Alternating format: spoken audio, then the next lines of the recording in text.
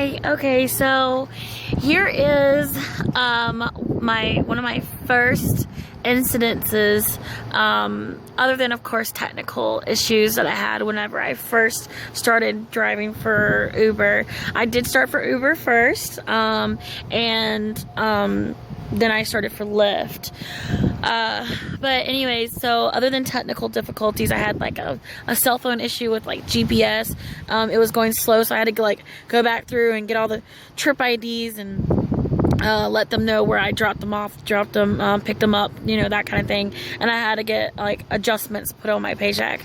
And then I had just some other application issues. They were just, they would say that I was like 5 minutes away when I was actually like 15 minutes away or something. But anyways, other than that, my first technical issue was, of course, Norman, Oklahoma. So who out there has had issues with Norman, Oklahoma? Every freaking body, unless you actually live in Norman and you really love it. I mean, there are some people that really actually love Norman, and actually can drive there, and more power to them. I totally support that and think that they're amazing, that if they can do the Norman runs, because it is not for me at all. The reason why is the first time I ever went to Norman, I went to this place that's called Campus Corner. If you're here in Oklahoma and you know Norman, you're familiar with Campus Corner. About 2 a.m. the roads are packed with students. And it is ridiculous to the point where you have to go really, really slow down the road, or you can possibly even hit somebody.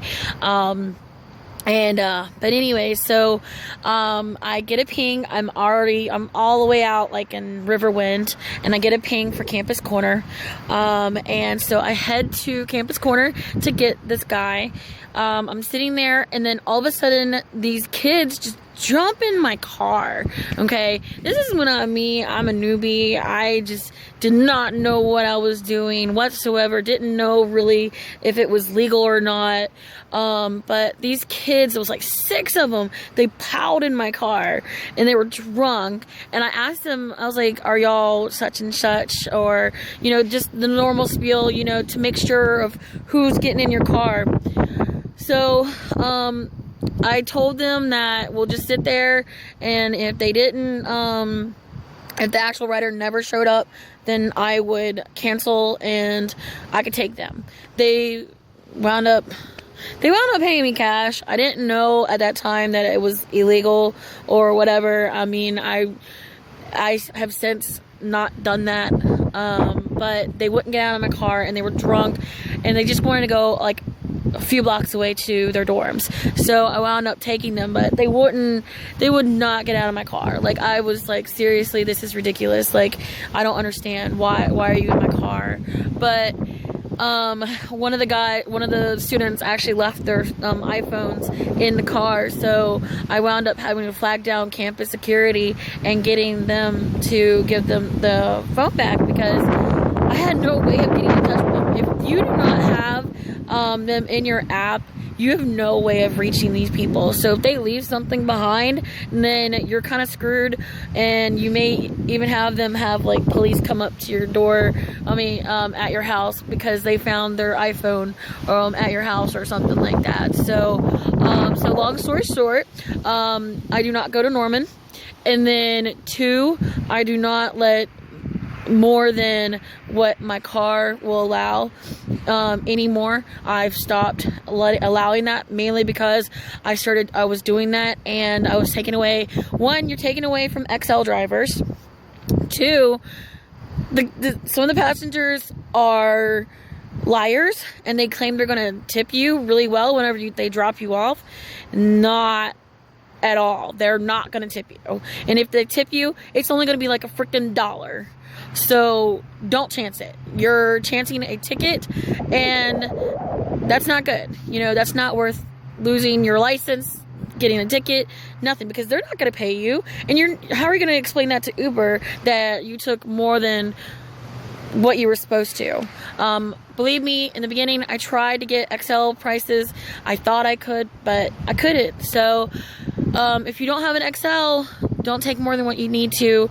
They're just gonna like take advantage of you, and don't listen to them and say that they're going that they never have that issue. That is stupid. That is a lie that they are trying to guilt trip you and say, oh well, my last Uber driver, they allowed it. And it's possible that Uber driver probably did, because they're probably new, like me. Like I didn't know what I was doing. That was my first incident where I had people just pile in my car.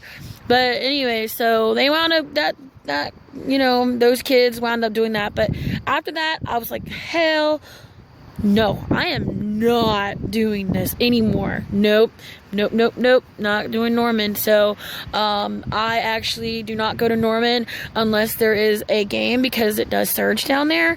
And I do not, if I get a ride down there, I will only stay online if it's surging over like a 2 or whatever, because the rides down there in Norman are only going to be like $5.